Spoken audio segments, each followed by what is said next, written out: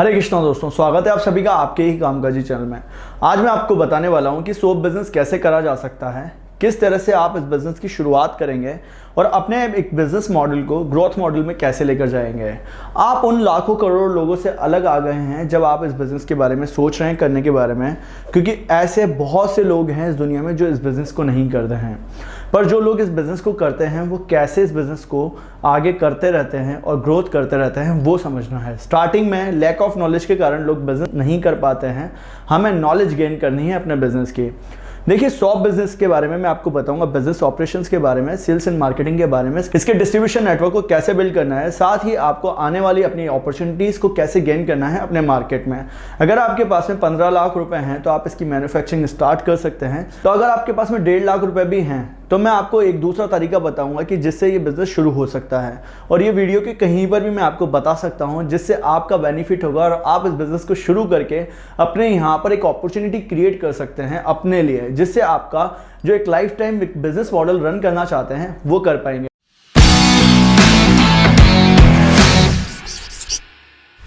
देखिए, soap business को समझते हैं कि इसमें कितने तरह के प्रोडक्ट्स होते हैं। इसमें होते हैं toilet soap, bath soap, washing soap और मल्टीपल सोप आते हैं जैसे कि हर्बल सोप। ये 4 से 5 कैटेगरीज इसकी रहती है। अब हमें सबसे पहले ये सेलेक्ट करना होता है कि हम किस तरह के सोप को बनाना चाहते हैं। अगर हम बाथ सोप से रिलेटेड मैन्युफैक्चरिंग लगाते हैं तो उसका अलग इन्वेस्टमेंट होता है। वॉशिंग सोप से रिलेटेड अगर हम मैन्युफैक्चरिंग लगाते हैं तो उसका अलग इन्वेस्टमेंट होता है। बट मैं आपको मल्टीपल फेज में नहीं बताकर एक सिंपल फेज में समझा देता हूँ कि कितना कितना इन्वेस्टमेंट किस किस टाइप के सोप मैन्युफैक्चरिंग में होता है। देखिए, अगर आप बाथ सोप से रिलेटेड मैन्युफैक्चरिंग करना चाहते हैं, एक ऑटोमेटिक पैकिंग मशीन के साथ में आना चाहते हैं, तो एटलीस्ट आपको 15 से 20 लाख रुपए का इन्वेस्टमेंट होता है इसकी प्लांट कॉस्ट में, जहां पर आपका जगह भी आ जाता है। अगर आप वॉशिंग शॉप पे जाते हैं जो कि आपके 7 से 8 लाख रुपए का रॉ मटेरियल के साथ में इन्वेस्टमेंट होकर आप इस तरह का बिजनेस कर सकते हैं। इसमें 2 तरह के सोप आते हैं, एक होता है डिटर्जेंट केक सोप होता है और एक होता है ऑयल से बना हुआ सोप। तो राजस्थान में इस तरह का ऑसवाल सोप जो देख रहे हैं, इस तरह का एक सोप आता है जिसे ऑयल से बनाया जाता है। ये भी एक मार्केट में बहुत अच्छा चलता है। इसके बाद में होते हैं हर्बल सोप, जो कि एक आप देखते होंगे आज के टाइम पे एक नीश सेगमेंट को टारगेट करने के लिए बिजनेस में इस तरह की सोप की मैन्युफैक्चरिंग होती है। इसमें बिजनेस के इन्वेस्टमेंट की हमने ऊपर लेवल पर बात कर ली है। हम बात करते हैं बिजनेस ऑपरेशंस की, कि एटलीस्ट अगर हम 15 लाख रुपए लगाकर मैन्युफैक्चरिंग लगाते हैं इस तरह के प्रोडक्ट्स की, ओवरऑल 15 लाख से अंदर में, तो हमारा बिजनेस ऑपरेशंस कैसे रन होगा, हमें प्लांट कॉस्ट कैसे बेयर करना है, साथ ही फैक्ट्री कॉस्ट के बाद में हमारी लेबर कैसे मेंटेन करेंगे। ये बिजनेस ऑपरेशंस होंगे जो आपके कंटिन्यूसली अगर आप काम करते रहेंगे तो आपको ये प्रॉपर फोकस करना है। देखिए, सबसे पहले आपको एक जगह की तलाश होती है। अगर आपके पास में स्पेस है तो आप वहाँ से इसके स्टार्ट कर सकते हैं। देन आपको अपने फाइनेंशियली आप जो एक्सपेंड कर रहे हैं उसमें वर्किंग कैपिटल की सबसे ज़्यादा नीड होती है। एटलीस्ट 15 लाख का इन्वेस्टमेंट हो रहा है तो आपको 5 से 10 लाख का अपना वर्किंग कैपिटल रखना होता है।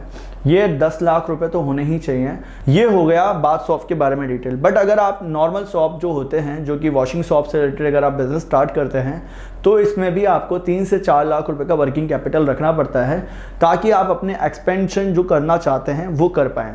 ये दोस्तों मैं उनके लिए एडवाइस दे रहा हूँ जो बिज़नेस के बारे में जानते हैं, जिन्हें पता है शॉप में कैसे मैन्युफैक्चरिंग करनी है, शॉप को कैसे सेल करना है, शॉप के बिजनेस का एक डिस्ट्रीब्यूशन नेटवर्क आप जल्दी से बना पाएँ। ये सारी बातें वही लोग फॉलो कर रहे हैं स्टार्टिंग में जिनको सच में नॉलेज है इस बिज़नेस की या मैन्युफैक्चरिंग बिजनेस की। अदरवाइज़ आप पहला बिजनेस स्टार्ट करना चाह रहे हैं और अपने स्टार्टिंग में इस तरह के इन्वेस्टमेंट से आना चाहते हैं तो आप थोड़ा वेट करिए। अब मैं आपको बताता हूँ कि इस बिज़नेस की स्टार्टिंग कहाँ से होती है फर्स्ट फेज़ में। ये बहुत सारे ड्रीम्स आपको यूट्यूब पे दिखाए जाते हैं कि मशीन एंड प्लांट लगा लीजिए, बिज़नेस स्टार्ट करिए। बट हम स्टार्टिंग में देखते हैं मार्केटिंग एंड रिसर्च से कि जहाँ पर हमें फ़िल्टर करना होता है लोगों को।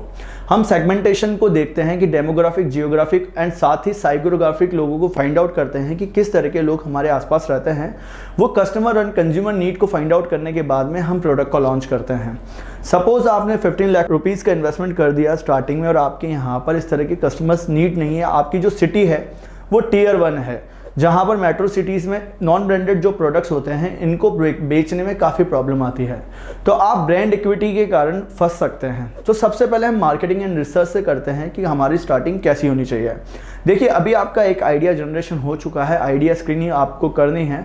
देन आपको रियलिटी चेक करनी है कि किस तरह से हमें मार्केट में जाना है। मार्केटिंग एंड रिसर्च में हम ये चेक करते हैं कि हमारे यहाँ कितने कस्टमर्स हैं, कितने कॉम्पिटिटर्स हैं, कॉम्पिटिटर्स के बाद में जो एक कंज्यूमर बिहेवियर है वो किस तरह का बाइंग ऑप्शंस रखता है। देन हम टीयर 1, टीयर 2, टीयर 3 को रिसर्च करते हैं कि इसमें हमें सिटी वाइज कैसे सर्वे करना है। मैं आपको स्टार्टिंग में बिजनेस स्टार्ट करने से पहले हमेशा ये सलाह देता हूँ कि आप मार्केटिंग रिसर्च से अपने बिजनेस की शुरुआत करें, जहाँ पर आपको पता चल जाएगा कि आप इस तरह के किसी भी प्रोडक्ट को लॉन्च करना चाहते हैं तो सबसे बेस्ट जो प्रोडक्ट आपका बन सकता है वो आपको पता चल जाएगा। अभी आपने सोचा होगा कि बाथ सोप आपको बनाना है, बट आप जैसे रियलिटी चेक करेंगे तो क्या पता वहाँ पर आपको वॉशिंग सोप की डिमांड ज़्यादा मिल जाए, तो आप उस तरह का मैन्युफैक्चरिंग लगा लें। तो ये सबसे अच्छे स्टेजेस होते हैं जहाँ पर हम अपने आइडिया पर रिसर्च करते हैं और उस रिसर्च करने के बाद में एक डेटा कलेक्ट होता है और डेटा कलेक्ट होने के बाद में हम उस डेटा के बिहाफ पर अपने एक्शंस को लेते हैं। इसे हम डिसीजन मेकिंग प्रोसेस कहते हैं कि हमारे माइंड में जितने भी डाउट्स हैं वो क्लियर हो जाए किसी भी बिजनेस के स्टार्टिंग से पहले। अगर आप अपने इस बिजनेस को इस तरह से करेंगे और मैन्युफैक्चरिंग लगाएंगे इस तरह के बिजनेस की, तो आपके जो चांसेस होंगे ग्रोथ के वो बहुत जल्दी हो जाएंगे। अब बात आती है कि जैसे हमने मैन्युफैक्चरिंग लगा दी तो अभी आप कोई बड़े प्लेयर नहीं बने हैं, अभी आपका स्टार्टिंग में बिजनेस स्टार्ट होने वाला है। यहाँ पर आपको अपने बिजनेस में सबसे पहले HR मैनेजमेंट संभालना होगा, हायरिंग करनी पड़ेगी लोगों की, उनसे काम कराना पड़ेगा, उनको प्लांट के बारे में समझाना है। बिजनेस ऑपरेशंस में ही सबसे ज़्यादा मेन पार्ट होता है। इस मेन पार्ट को संभालने के लिए हम क्या करते हैं, हम आपको नॉलेज देते हैं। हमारे और भी वीडियोज़ हैं, आप देख सकते हैं, जहाँ पर आपको अनस्किल्ड लेबर को अवॉइड करना चाहिए जब भी आप मैन्युफैक्चरिंग में कुछ बेहतर प्रोडक्ट बनवाना चाहते हैं तो, या फिर अनस्किल्ड लेबर को इतनी ट्रेनिंग दिलवा दी जाए कि वो आपका जो बिजनेस ऑपरेशन वाला पार्ट है वहाँ पर डेली काम करें। ये यूट्यूब पे जितने भी वीडियोज हैं आप वहाँ से नॉलेज नहीं गेन कर सकते हैं जो हम आपको बता रहे हैं इस बिजनेस के बारे में। अब इसमें जो नेक्स्ट पॉइंट है वो है एक डिस्ट्रीब्यूशन नेटवर्क वाली बात, कि सबसे पहले मैन्युफैक्चरिंग में आपको सेल्स की नॉलेज होनी चाहिए। अब बहुत से लोग स्टार्टिंग में ये नहीं सोचते हैं कि जब प्रोडक्ट बन भी जाता है तो उसे मार्केट में बेचना कैसे है। स्टार्टिंग में आप ही नहीं है इस तरह के प्रोडक्ट को बनाने के लिए, इससे पहले भी बहुत सारे लोग आए हैं और वो लोग काम कर रहे हैं। तो मैं आपको एक प्रोडक्ट लाइफ साइकिल के वीडियो से समझाता हूँ कि ये क्या है। देखिए, ये इंट्रोडक्शन में इस तरह के प्रोडक्ट को नहीं रखा जा सकता क्योंकि ये स्टेज ग्रोथ कर चुकी है और आज ये मैच्योर लेवल पर है। सोप की हमेशा डिमांड थी, हमेशा रहेगी।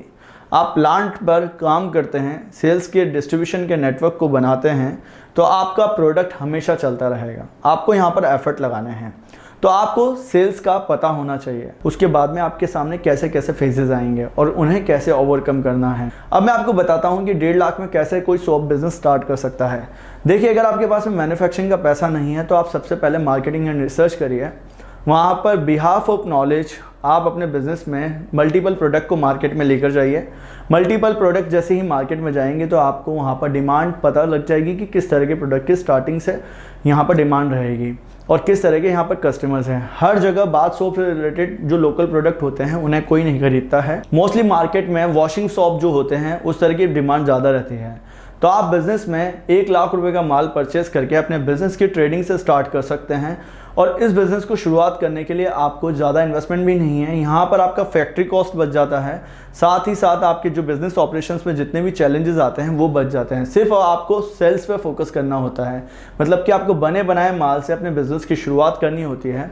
अगर आप 1 लाख रुपए का माल लेते हैं किसी से बना हुआ तो वहाँ पर आपको 15% मार्जिन की संभावना रहती है क्योंकि वो आपको 15% मार्जिन दे देते डिस्ट्रीब्यूशन चैनल पे। हमारा एक गोल रहता है कि हम फाइनल प्रोडक्ट बेचें और फाइनल प्रोडक्ट अगर हमारे हाथ में होता है तो रियलिटी से हम अच्छे से जल्दी से मिल पाते हैं। तो फाइनल प्रोडक्ट लेकर जाएंगे, उस पर प्रॉफिट कमाएंगे। ये बहुत सिंपल सा तरीका है। मैं हर वीडियो में बताता हूँ कि अगर आपके पास में पैसा नहीं है बिजनेस करने के लिए तो आप ट्रेडिंग से बिजनेस स्टार्ट करिए।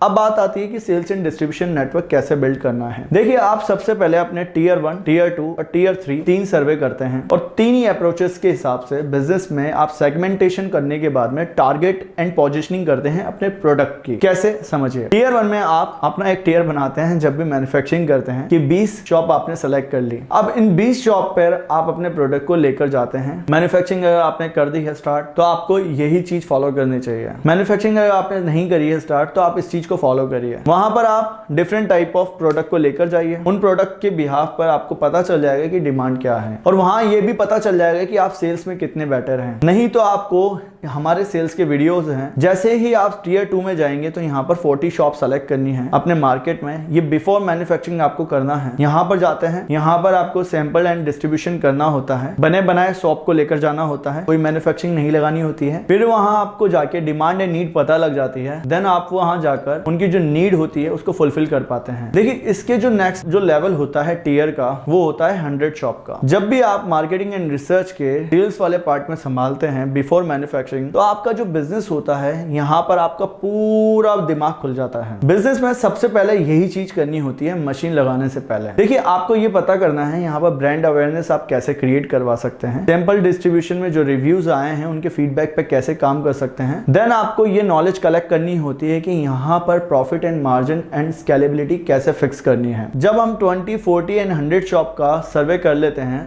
तो हमारे सामने एक पिक्चर क्लियर हो जाती है कि बिजनेस कैसे होगा और कैसे मार्केट में रियलिटी से आप रूबरू होते हैं। आई होप आपको ये वीडियो पसंद आया होगा, तो वीडियो को लाइक करिएगा, शेयर करिएगा। साथ ही जिन्हें बिजनेस शुरू करना है और बिजनेस की सही नॉलेज चाहिए उन तक ये वीडियो पहुंचाइए, ताकि वो भी समझ पाएं कि बिजनेस की शुरुआत कैसे करनी है।